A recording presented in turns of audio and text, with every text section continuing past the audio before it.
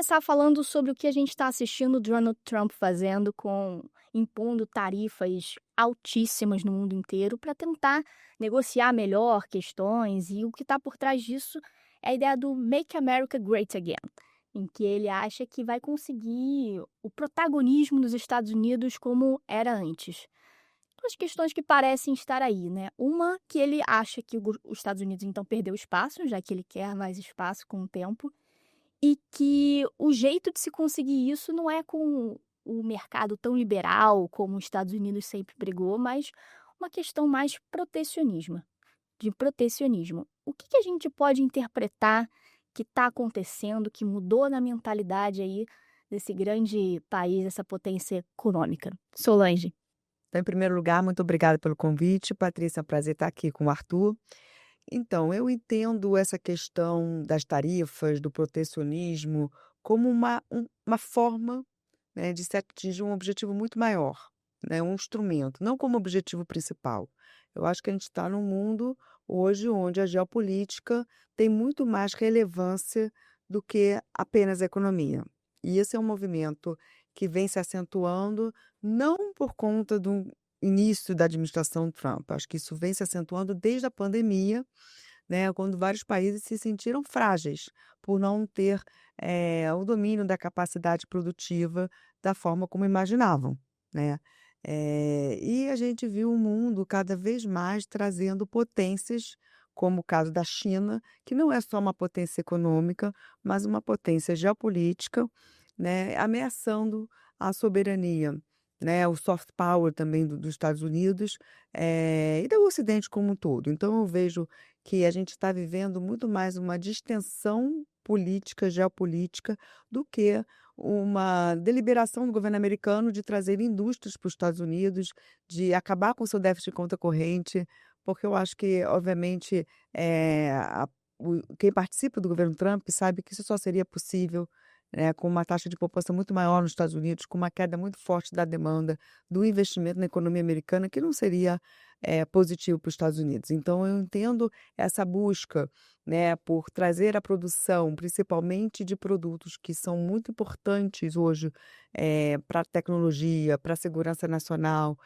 mais para perto, como uma resposta a uma ameaça, né, de ficar na mão de parceiros não, de potências que têm objetivos geopolíticos diferentes, como, por exemplo, o caso muito óbvio, né, que ficou mais conhecido agora, mas que já vem desde o governo Trump, de terras raras, onde a China tem um domínio de, hoje, 90% da produção, é usado para quase tudo que é importante na nossa vida e principalmente para a defesa, e os Estados Unidos se viu de uma hora para outra sem conseguir importar nada, né, com essas sanções. Então, que a China acabou impondo depois das tarifas do Trump. Então, eu acho que é uma resposta a esse mundo onde cada vez mais segurança, eh, não só nacional, mas segurança em níveis de tecnologia, em níveis de produção, são mais importantes. E eu vejo esse processo como algo que aconteceria inexoravelmente, seja um governo democrata, seja o governo do Trump.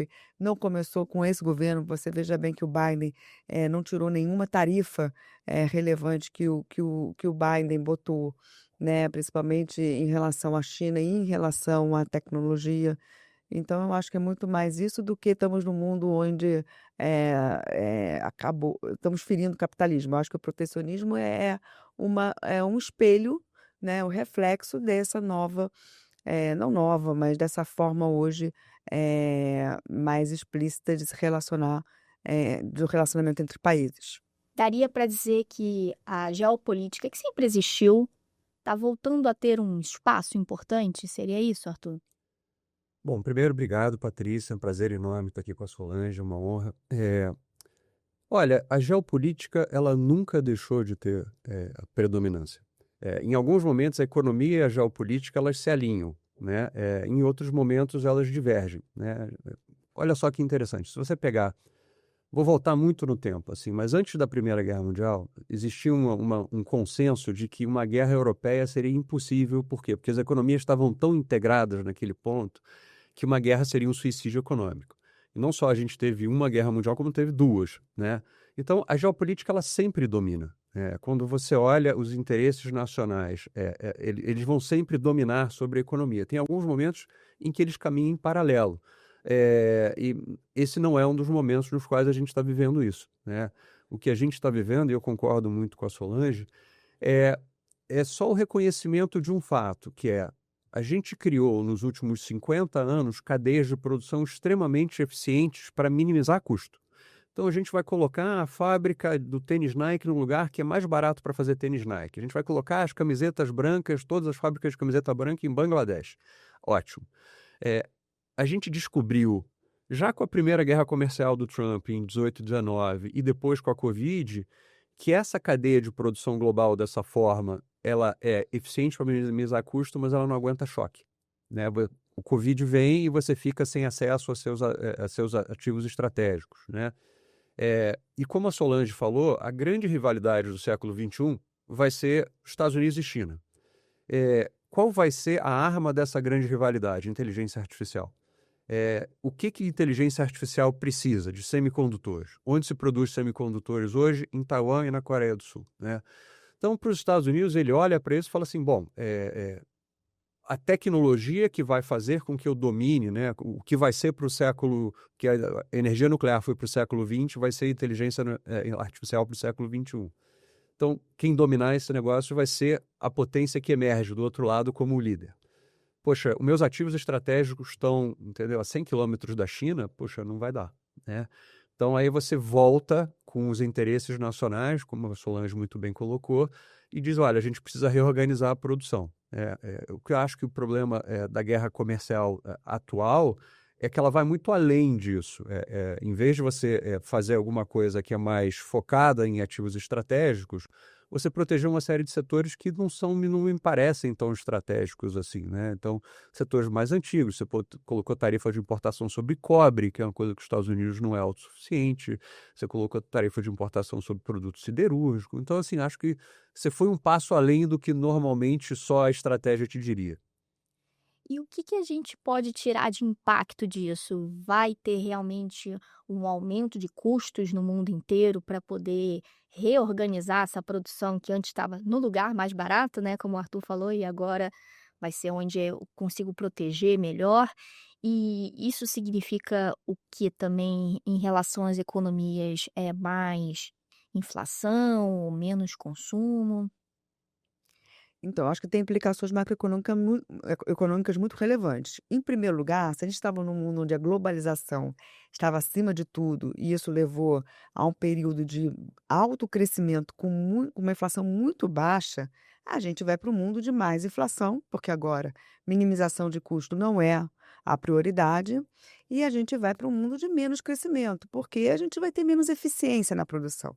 E a eficiência não é a prioridade, né? Então, acho que é um mundo de mais inflação, menos crescimento e um mundo também de dívidas mais altas nos países. Porque nesse afã de tentar trazer a indústria mais para perto, né, de se buscar proteção, os governos vão se endividar mais. E é um mundo mais geopoliticamente dizendo arriscado, né? É onde a gente pode ter predomínio de guerras com uma frequência muito maior do que a gente imaginava, né, e então vai ter um aumento maior em gasto de defesa. Isso significa, no final de tudo, uma taxa de juros mais alta, né? Quando você tem um produto potencial dos países que vão cair, a inflação fica mais alta, mais dívida, taxa de juros mais altas. Então, acho que a gente já está vendo muito disso acontecer, principalmente nos Estados Unidos, onde a gente vê essa taxa de juros longa bem mais alta, eu acho, do que o mercado esperava. E a grande pergunta é se é estrutural ou não é. Me parece que vai ser mais estrutural do que uma questão apenas cíclica, porque como a gente discutiu na primeira pergunta, essas tarifas não é algo que veio momentaneamente para resolver um problema, de protecionismo, é alguma coisa muito mais perene.